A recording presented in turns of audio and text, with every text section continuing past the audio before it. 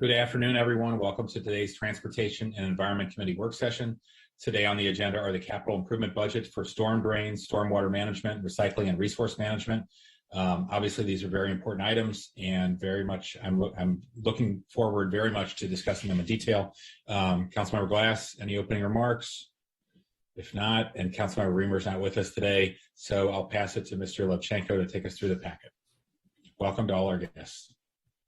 Right. As you mentioned, our first item is storm drains. There's actually two packets that were prepared for this meeting. The first packet is for both items 1 and 2. It includes storm drains and stormwater management.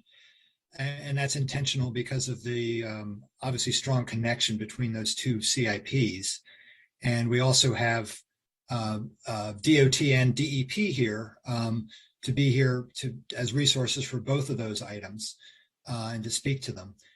However, we have DOT to provide a short briefing to council members to give them an update on the storm drains program. I don't believe the committee's actually had an update on this probably since the full CIP a couple of years ago. So this will be a quick chance for committee members to get up to speed on how these projects are going, what's involved, and provide a good foundation for when we actually discuss the recommendations for FY23 through 28. So with that, I'll turn it over to DOT staff to queue up the presentation. I believe Dan Sheridan in DOT will share his screen.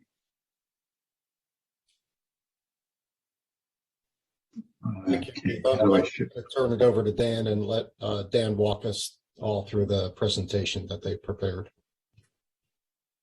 Share my screen. Okay. Can you guys see my screen now? Not yet.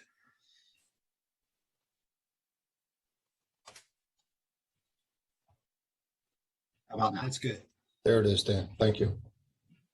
Good afternoon, Councilmember Hucker and Councilmember Glass. Thank you for having us this afternoon. My name is Dan Sheridan, and I am in Montgomery County Department of Transportation and Division of Transportation Engineering. And with me today is Emma Mullanan, Tim Couples, and Richard Dorsey. Great. Hey, Dan, just for our planning, how long is your presentation? It'll be brief, couple minutes. Okay.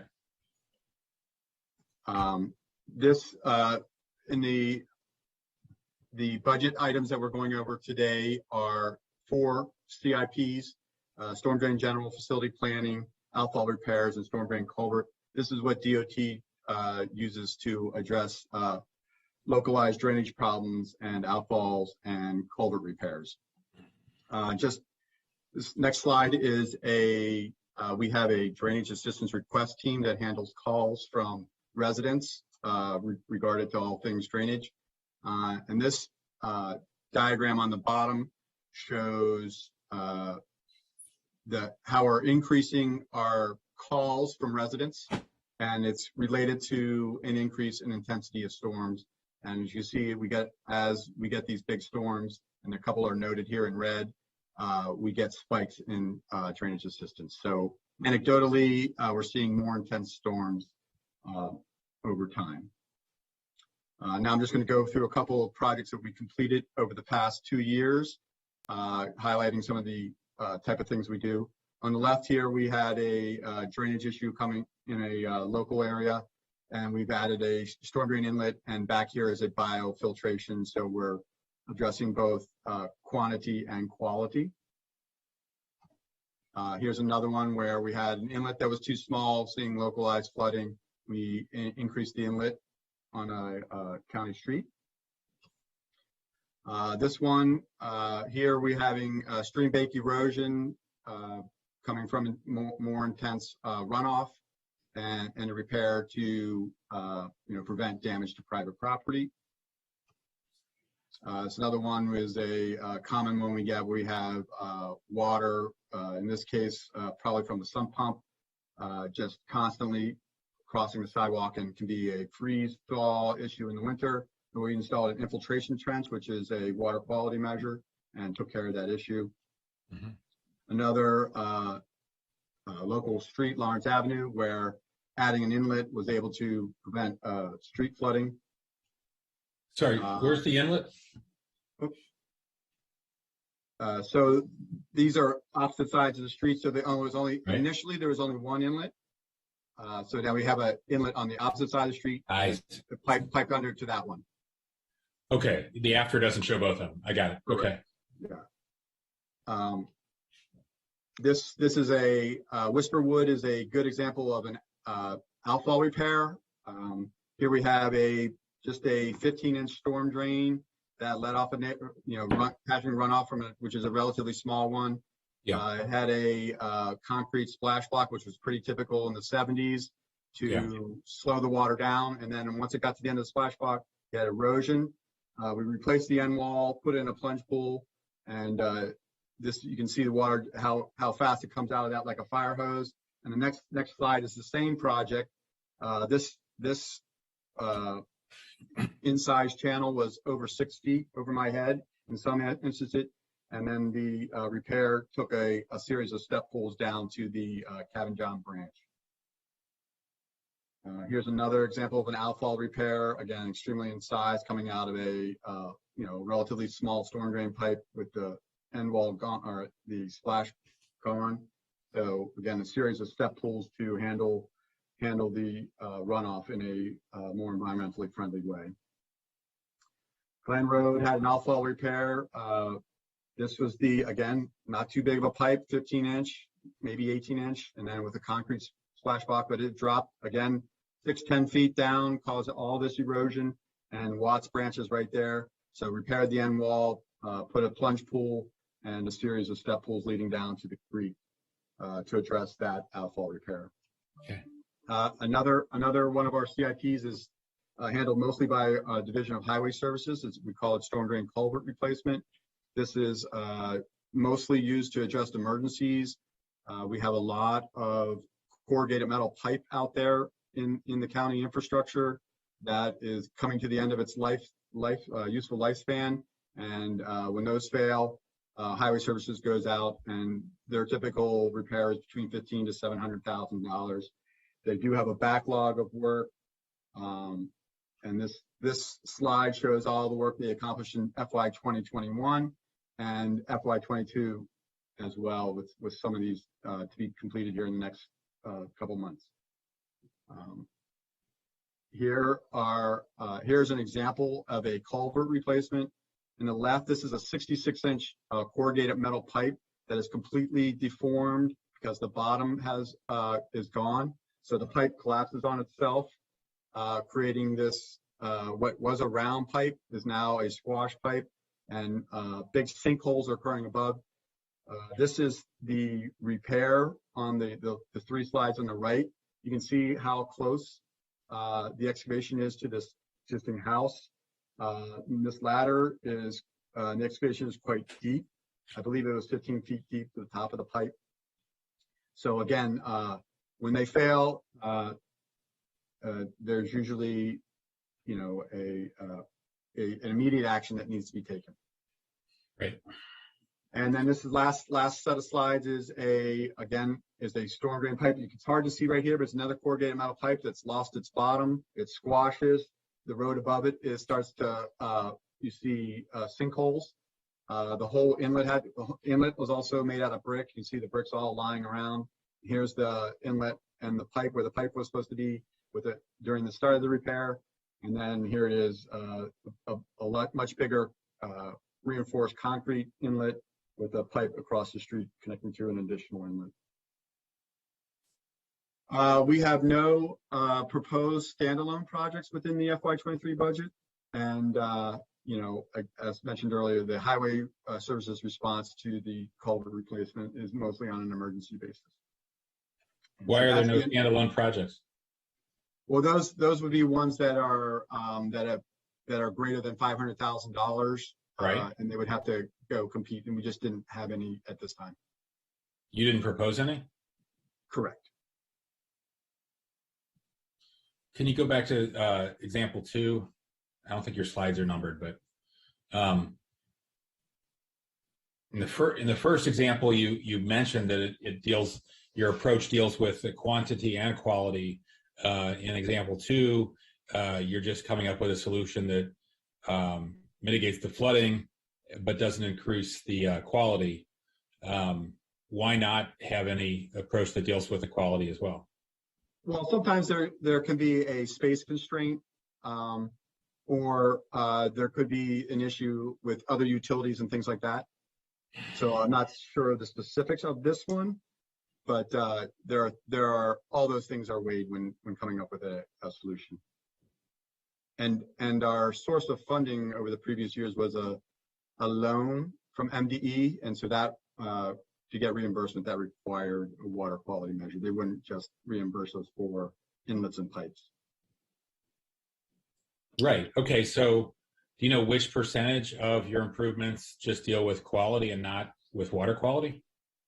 We try to get quantity whenever we can. So I would say quality whenever you can. Yes. You deal with quantity every time. Yeah, that's correct. And okay, so do you know what percentage also enhance the quality of the water going to our watershed? I would say it's 80% of 80. You think it's 80%? Yeah. Is that measured? Could you get the committee the information? Yeah. Yes.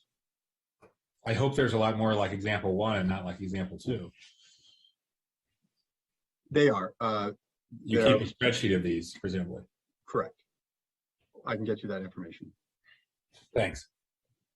Mr. Lobchenko, have you looked into this? Yeah, and actually, you raised one of the issues that is discussed in the packet, which has to do with the funding for these projects and some funding switches that have had to be done for that very reason you mentioned, that the projects are primarily identified because of quantity concerns. And however, there can be a quantity and a quality benefit from the improvement. But the challenge is that unless that quality benefit is, I guess, not just sort of recognized from the project, but documented and meet certain criteria, the loan program that was just mentioned would not be, these projects would not be eligible. They wouldn't be eligible, right? They may have some quality benefit, but it may not be sufficient. Like, for instance, a lot of our stormwater management projects, where you're getting credits or impervious area credit for retrofits. A lot of these projects do involve, rebuilding, concrete and asphalt, and that's generally not going to get you credits. Right. But it does dramatically improve the flooding issues, and there is often a quality benefit as well, but not to the degree that we can quantify with the stormwater management projects. And also, these tend to be, every project is somewhat unique. A lot of them are done on an emergency basis, so it's harder to plan that type of work when you're getting to it as quickly as you have to get to it. So it's harder to plan the quality side of it to the degree that MDE would want, at least, to be eligible for those loan programs. Right. But that is it for the slides. If you want to move into the a discussion of the CIP. Sure. I think some of this will come back as we talk about it. First, I did want to just summarize that the executive's recommended CIP is $33.9 million across those projects that you saw. And that represents about a 66% increase from the approved CIP. So that's a significant increase, that we're seeing. We actually the council did increase the CIP a bit a couple of years ago as well. As you can imagine, the reasons for that, first, as you saw, the drainage assistant requests are going up. There's a lot of emergency work that's happening. You also have, as you also heard, a backlog of systematic work that is needed. So you have both. Why do we have a backlog? Well, there's just, this is not unusual for a lot of the county's infrastructure projects. If the infrastructure task force report from a couple of years ago that multiple committees have looked at recognizes backlogs for a lot of county infrastructure, going from storm drains, elevators. I should ask, why haven't we have the same conversation year after year after year? Why are we not addressing the backlog? And why is there a 66% increase in the county executive's recommended budget in year 4 when I thought we were going to see that sort of investment in year 1 and 2 and 3? Well, actually, this year, you are seeing that investment in these projects. You are seeing an increase, both for that backlog issue. I understand that's proposed. I'm asking why it didn't happen previously when the committee asked for it earlier. Well, and we did see increases a couple years ago as well. I mean, the CIP is constrained. We don't have. I think I'm asking Ms. Hochberg, Keith. Okay. So you are asking why there is a backlog? I'm not sure if I have further information to share than had a lot of that's shared. Sure. We've had a lot of drama in previous discussions about stormwater projects and storm drains in this committee in past years. We've had a backlog for some time. The committee's been asking for greater investments for some time. I'm glad to see a 66% investment, in proposed increase this year. I guess I'm wondering what changed the county executive's mind? Why are we making this big investment this year? And we hadn't made that in the last couple of years. Well, I've been with DEP since November. So this is my first CIP that I have been a part of the team. Sure. And we are prioritizing these issues this year and moving forward. So I cannot speak to how these issues were addressed in the past. Right. Okay. All right. Thank you. I'm glad to see this new prioritization of stormwater management and storm drains. And I'm glad, this is something the Stormwater Partners and Audubon Society and Rock Creek Conservancy and other stakeholders have been asking for, for years. So anyway, here we are. One element that is new to this, or maybe not brand new, but the climate action plan from last year identified the storm drain, backlog as a, major priority to deal with. So not only did we have the backlog from the infrastructure task force report, as we do with a lot of other infrastructures, we also had the climate action plan clearly saying that this was one of the highest priorities for, the adaptation and, dealing with the enhanced rainfalls that we expect. Yeah, it's a surprise to absolutely no one. That's exactly right. Okay, so I'm all for this. Councilmember Glass.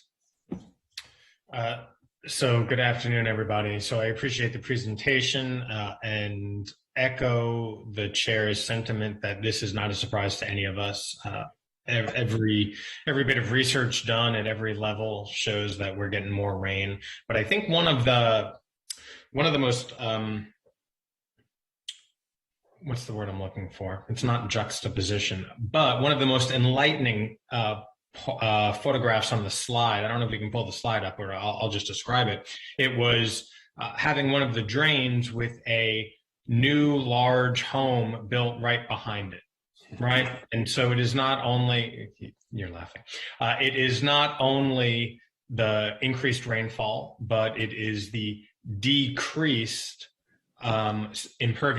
decreased surface area that we have.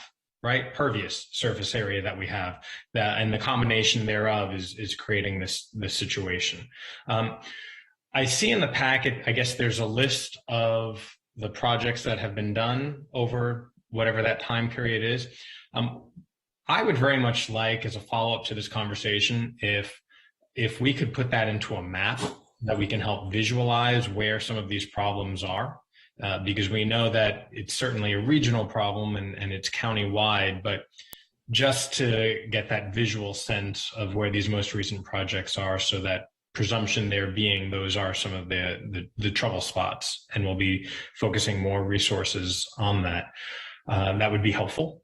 And really, I see the recommendation that even more funding can be put into this. I'm open to that. I don't know what the reality there is, but we're going to have to put more resources into this for sure. And whatever we have to do to get this done, to make our residents and our property owners safe, secure, and dry is important. Mr. Levchenko, do you have a more specific recommendation, or is that just something to add to reconciliation, or what? Well, I think it's important to look at the program in totality too. The facility planning project is obviously a place where a lot of projects begin their life and are identified either through the drainage assistant requests or from other departments and agencies. And they are recommending a 50% increase in the facility planning project because of the volume and the interest in trying to get to not just all the emergency stuff, but to try to start being more proactive with the backlog of work, not just when it fails, but as it's aging. So the first step is you have to have the facility planning component there in order to be able to move projects from conception to design and construction. So staff's very supportive of that. And then the projects themselves, for instance, the Outfall Repair project, and you saw an example of one of the outfall repairs, they're recommending 100% increase in the level of effort in outfall repairs. So going from about $462,000 a year to about $924,000 a year. Now, could they spend more? Perhaps, but I think we've got to be realistic too, that to ramp something up, it does take a little bit of time. And I think increasing facility planning will increase the throughput into these projects. And I think 100% increase in outfall repairs is a great, start. And, in a year or two, we can see where we are with that to see if that's sufficient or if we need to think about increasing the out years of that project further based on the universe of work that's needed there.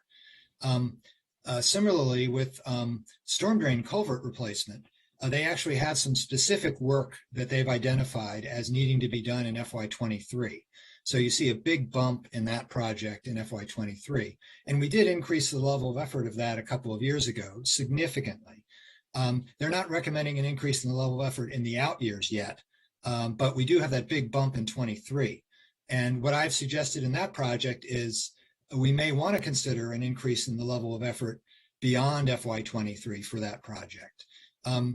Once again, we're already showing some significant increases in the program, so I'm a little hesitant to, burden the Water Quality Protection Fund and charge further yet without seeing how all of these increases go and make sure they can actually manage the increased capacity of work. Once again, I think ramping up makes a little bit more sense than dumping a big amount of money all in the first year. So I think with this project, they already have a very significant bump in 23. We can revisit this project as a high priority, either as part of reconciliation this year, if we feel that the fund can absorb some more expenses, and we haven't looked at the operating side yet. And I think, Keith, what you've hit on is a perpetual problem or situation that we encounter, and that we recognize what the need is. We recognize clearly this is a continuation of the climate emergency that we're in, and it is an emergency, and so these services are needed, but can it be ramped up at such a pace to accommodate within the year or two? Torn here as to what to do, but I'd be open to putting it on reconciliation if there are thoughts between now and when that budget, when the full budget comes up to the council, if there's any more insight as to whether or not we can ramp it up. Yeah, and that was my suggestion in the recommendation, was to consider. I didn't have a set amount, for instance, that I was ready to recommend for this project as an increased level of effort, but I would like to have some more discussions with executive branch staff about what would be a achievable level of effort that would get us, a bigger dent in the established backlog of work. I mean, the infrastructure task force report recommended about $4 million a year. to basically be where you want to be in terms of a replacement cycle. And we're at 1.7 million. So that's less than 50%. We have upped it in the last couple of years. That's good, but there's a ways to go. And that's an area that I would like to look at a little bit more between now and May. Okay, that works for me. I move that recommendation. The other thing I did want to mention is the storm drain general project. This is where a lot of those drainage assistance requests are dealt with. The projects that are under $500,000 that Mr. Sheridan mentioned. And they are also in here recommending a 100% increase in this project, going from 1 million a year level of effort to 2 million a year. So once again, as we mentioned with outfall repairs, that's a big bump.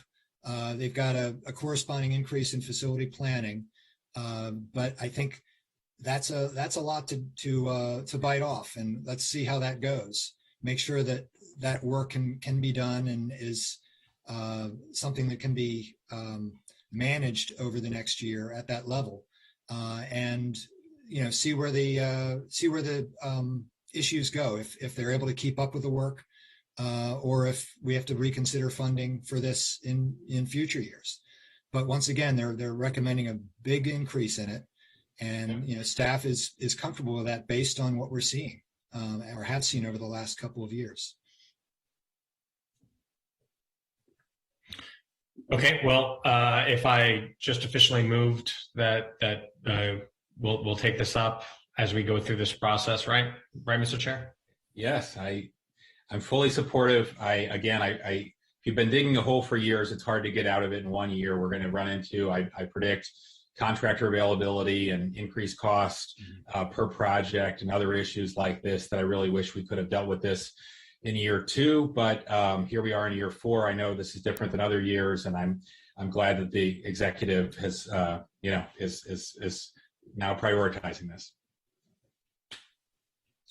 All right, so I'll take that as the committee's supportive of staff's recommendation with consideration for considering additional funding as we look at the full Water Quality Protection Fund fiscal plan, both operating and capital, later this spring. Yeah. 2-0, 1 absent. Okay. Okay.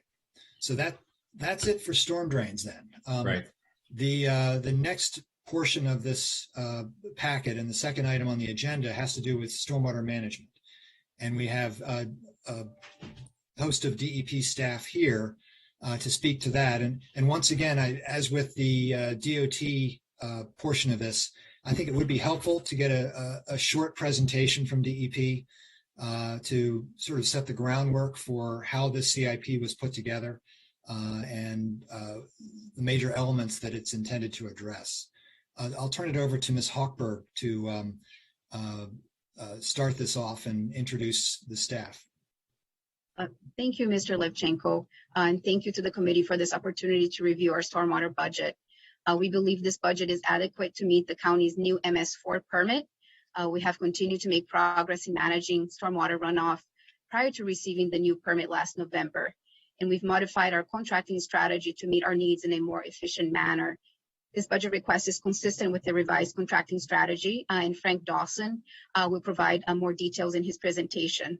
We're also joined this afternoon by Deputy Director Patty Bubar and several other members of the DEP team who are available to answer your questions. So with that, I'll turn things over to Frank for the presentation. Hang on.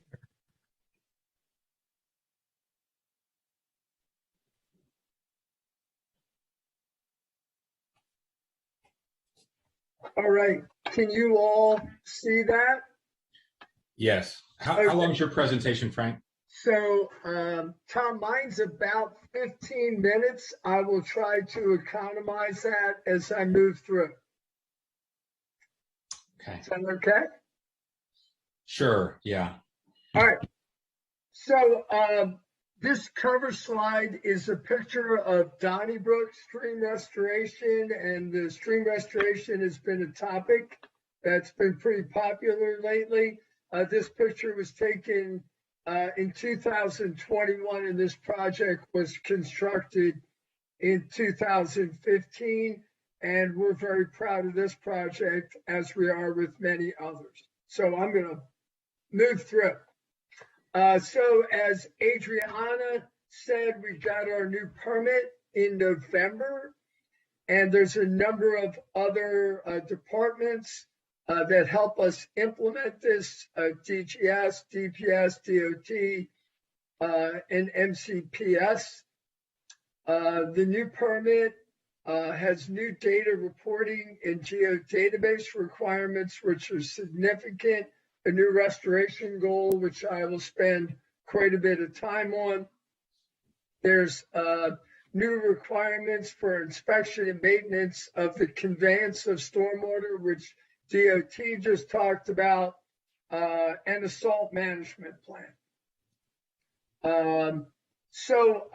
Our capital budget, we have 4 projects: facility planning, stormwater management retrofit countywide. We also have a major structural repair piece and the Wheaton Regional Dam flooding mitigation project.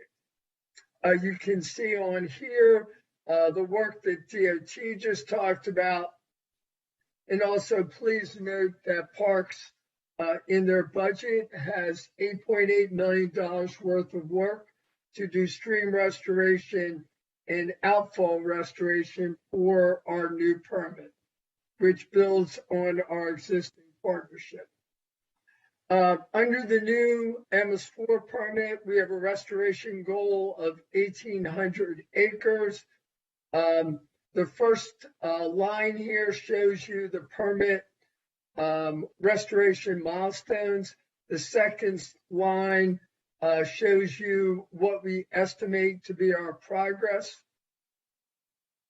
In year 1, you will note we're at 60%.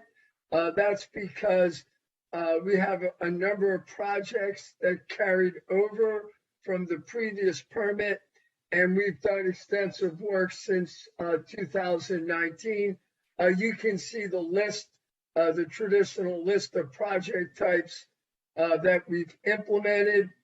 And in years 2 through 5, the progress is a little bit slower, but that's generally based on the fact that it takes quite a bit of time to design the CIP work. But we're well on our way to meeting the restoration goal.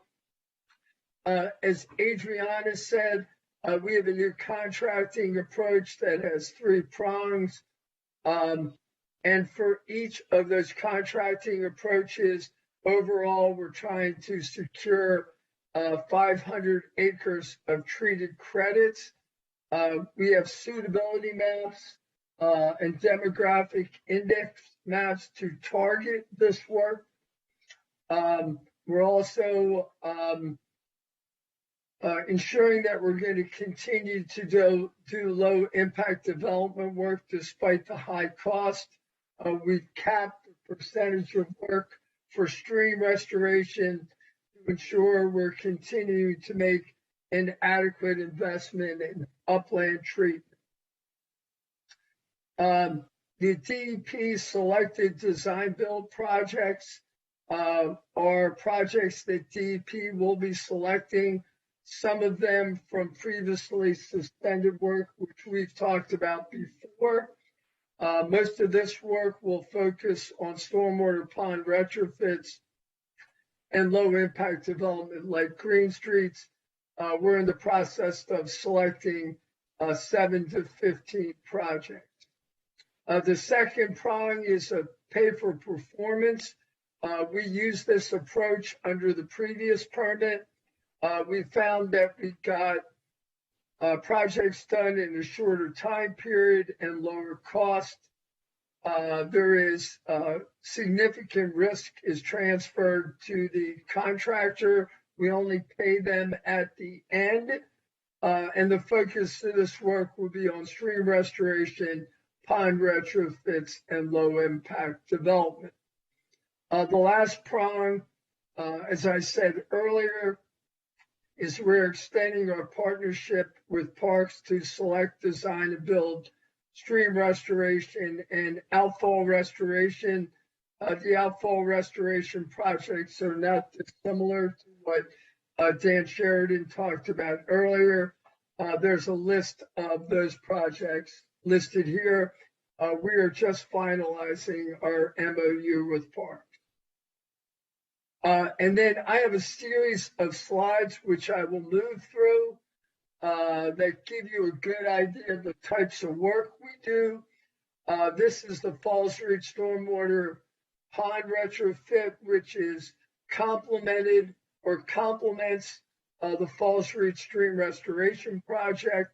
There's been criticism that we're not matching upland and stream restoration work. This is an example where we've done that. The same holds true here for Flint's Grove. This is a stormwater pond retrofit and stream restoration project.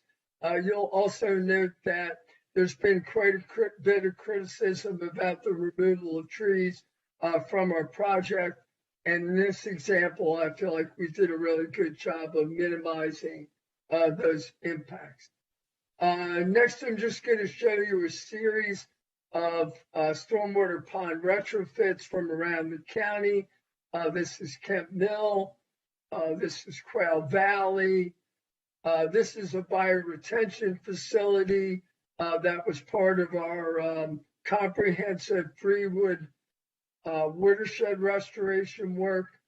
This is located at the Northwood Presbyterian Church. We have a number of stream restoration projects that are currently under design. Germantown Park, Old Farm Creek, and Grosvenor, and you can see the level of impact from stormwater to these streams. And then lastly, of our ongoing work, this is Green Streets project that we're moving towards completion early this summer in Glenmont Forest. We also, our second project is major structural repairs. Right now we have capacity to do about 3 major structural repairs per year. This is an increase from FY22.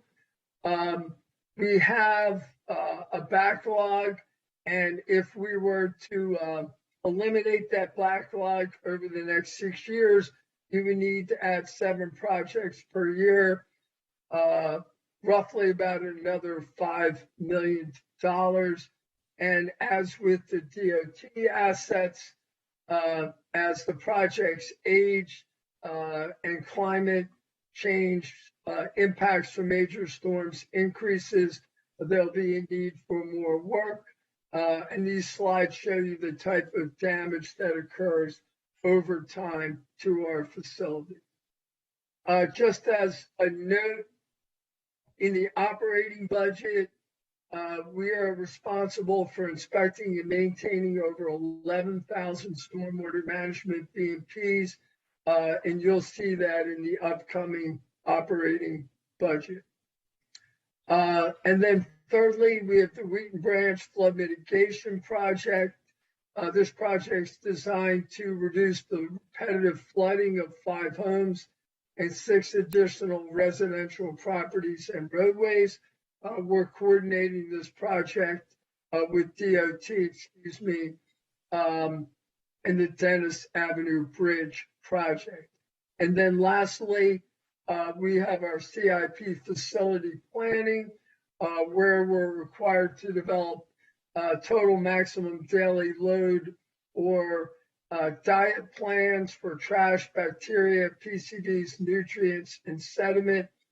We have new plans due at the end of this year. We're also in the process of doing watershed assessments to identify future projects. As I mentioned earlier, we developed suitability maps to help target stormwater management and stream restoration projects to ensure they were maximizing the environmental benefit and minimizing long-term maintenance costs. So these are the maps. And as you can see, both of them show targeting areas in the lower part of the county. We're also very concerned about equity, and I believe we've shared this with you all before. And we're focusing on these dark orange areas and these lighter orange areas to locate our projects. We did do an assessment of our CIP work to date, and this shows you the distribution of the work. And I think so far we've done a pretty good job. One of the things we need to do a better job of going forward is being intentional in locating these projects in these areas and doing a better job of outreach in the community.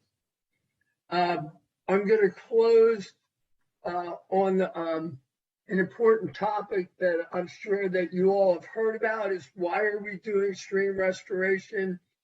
We're doing it because the county has had an increasing amount impervious surface and urbanization. And this chart shows you when you go from 8% impervious cover to 30%, the increased types of damage that you see to streams. And as you increase this amount of erosion, you increase the amount of sediment and nutrient pollution to our waterways. Our streams are out of equilibrium as we've changed from ag to urbanization. This slide shows you what it looked like in Brewood before our restoration and what it looks like afterwards.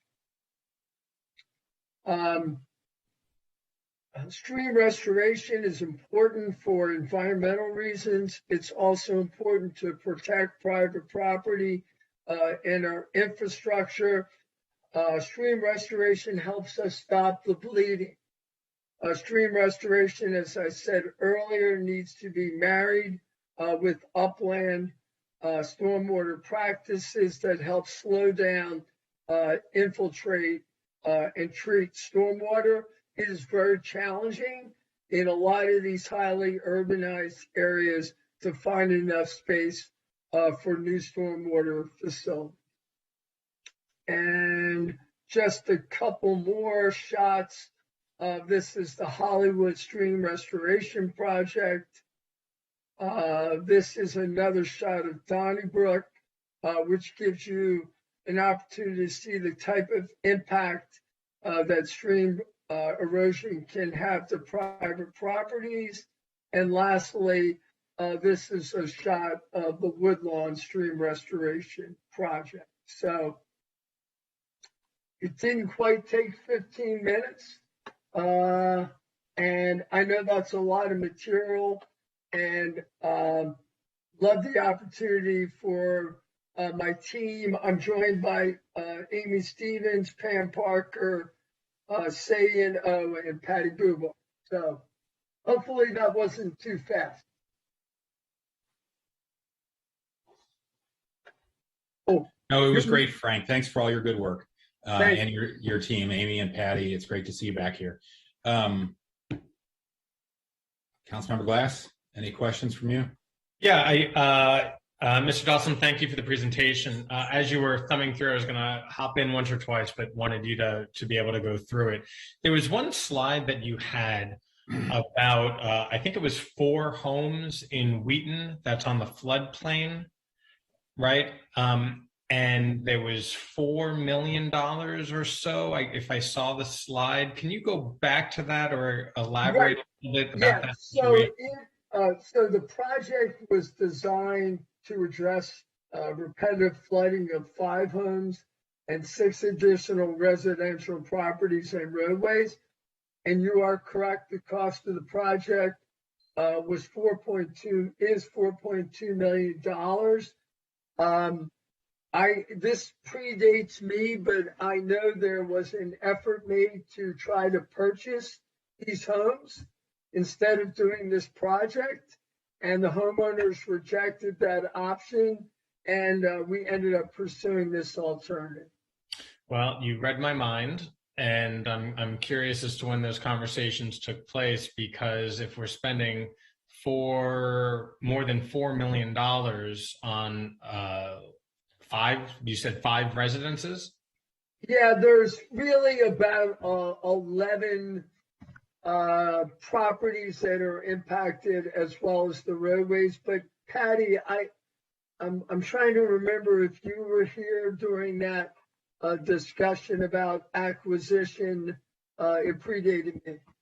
Yes, it was under the kind of executive legate, and we did have a major kind of outreach effort. Actually, Amy probably has more details than I do, trying to work with the homeowners because they did have repetitive flooding. So Amy, maybe you can give some details on how bad the flooding was.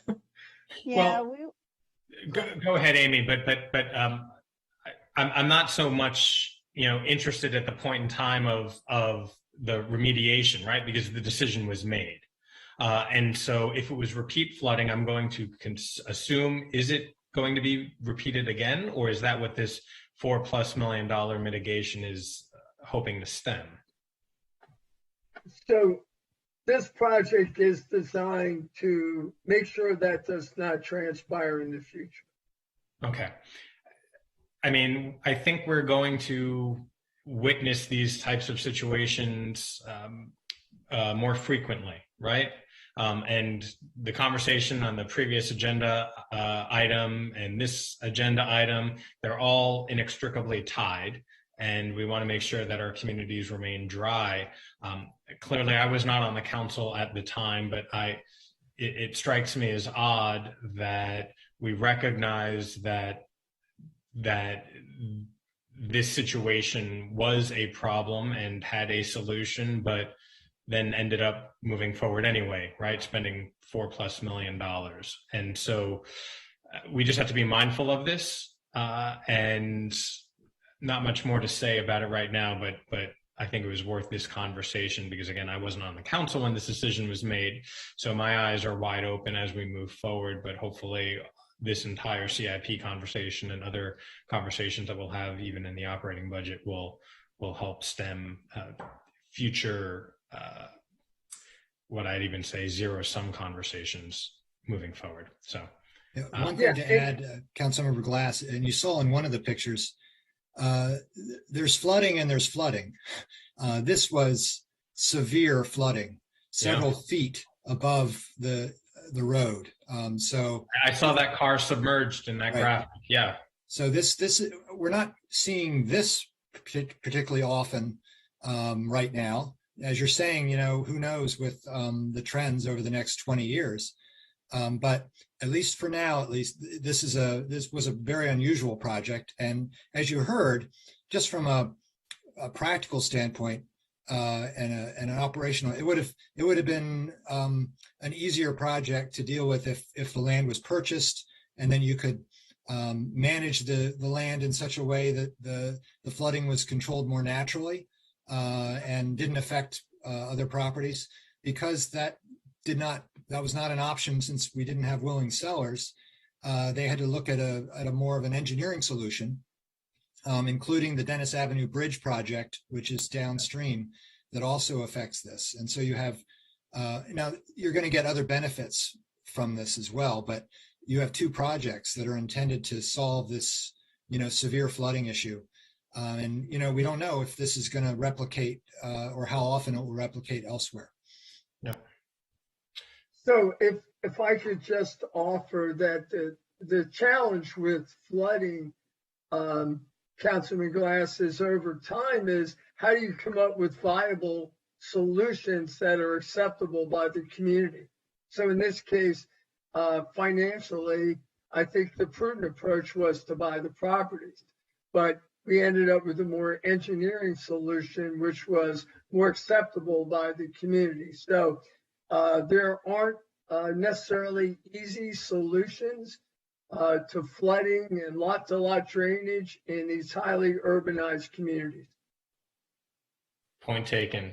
Hopefully we don't have to have this conversation moving forward, but Right. I suspect they will pop up every once in a while. So thank you for the explanation, and thank you for the background, everybody. Mr. Chair, I yield back.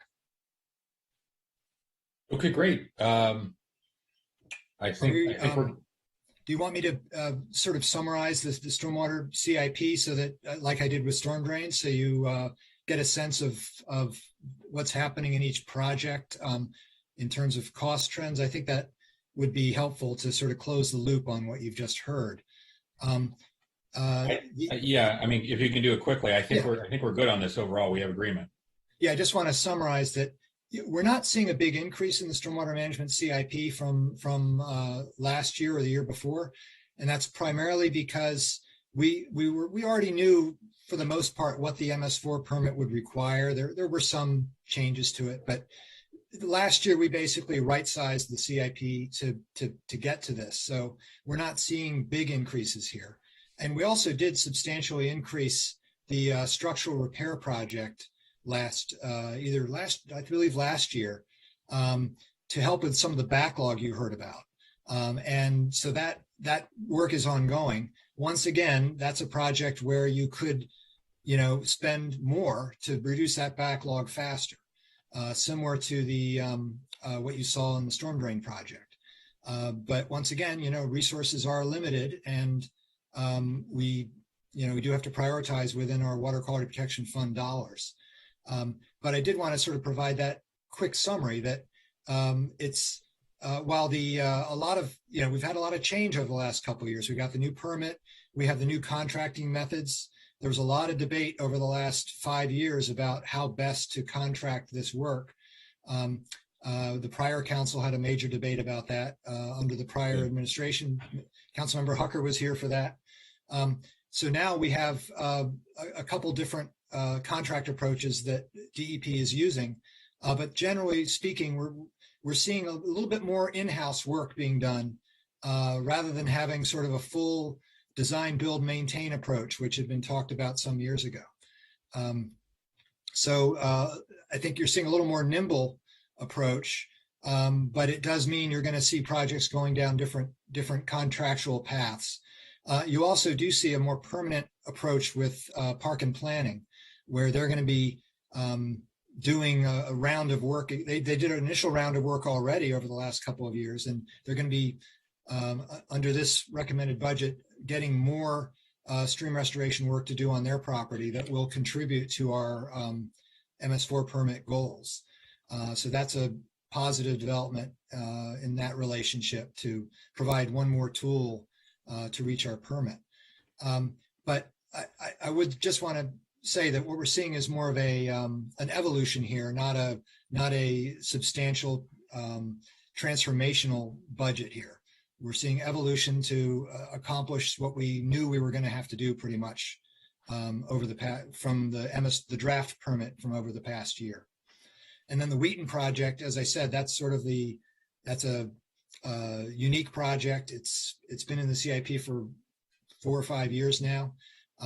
There was some hope of getting some federal funding for it, but that has fallen through. But we are hoping perhaps to get some state funding. Sorry? Why was that? Well, DEP can talk to that. They were hoping to get some FEMA money, and they did apply for it. Maybe Frank or I was asking him. Yeah.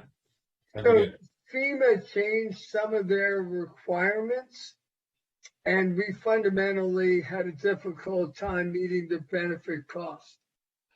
And some of that was probably due to the fact of the number of residents impacted compared to other projects nationally that probably had a larger group of residents or businesses at risk. So we've applied for $3.1 million in state funding for this project to reduce the county's cost. Right. From which program? It's the flood mitigation program. I think I have that name right. Yes. What likelihood do you give us that we will get that funding? Well, this is the first time we've applied for those dollars, Tom, so I don't know, but we feel like we had a strong application. I'm optimistic. How's that?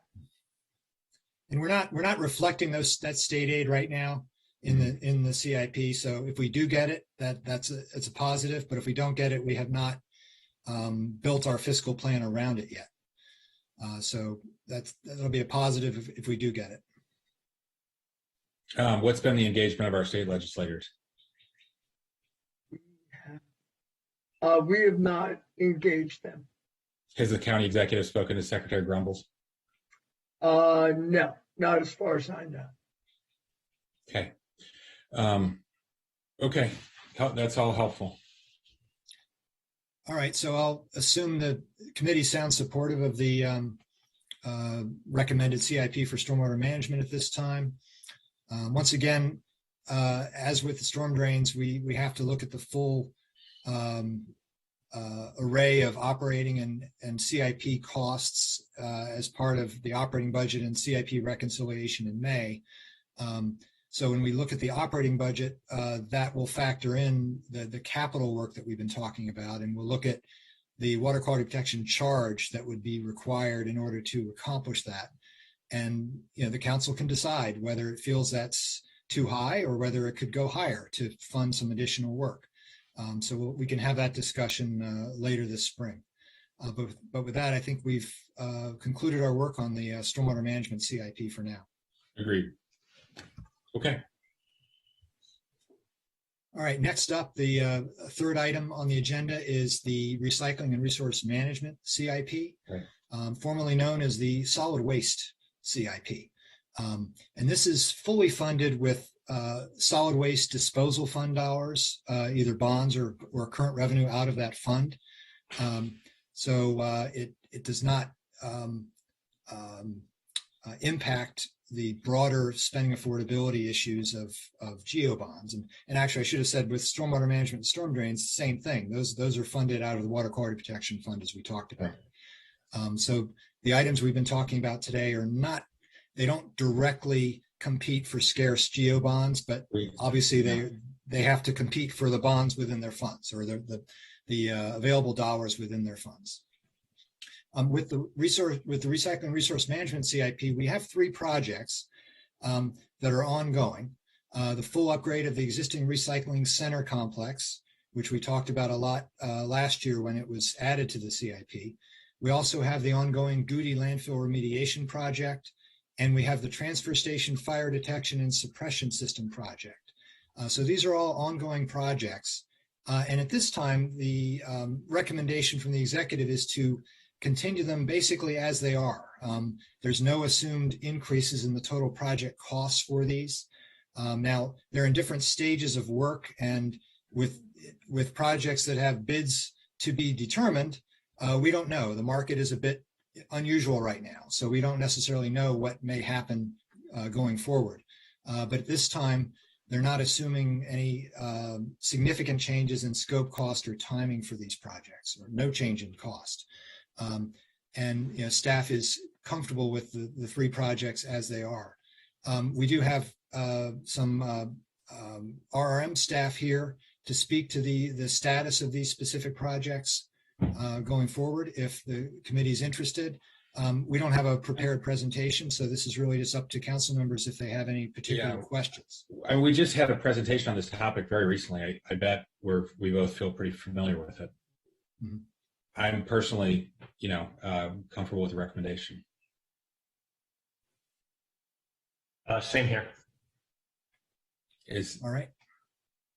So I'll assume committee supportive of the projects as recommended by the executive, and we'll schedule them for council review, like storm drains and stormwater management. Right. That's all we have today, unless council members have any other questions. I think I'm good. Councilmember Glass? I am good. Good conversation. All right. Good work, everybody. Thanks so much for being here. Keep up your good work. We'll see you soon. Thank you so much. Thank you. Bye-bye. Bye. Thank you.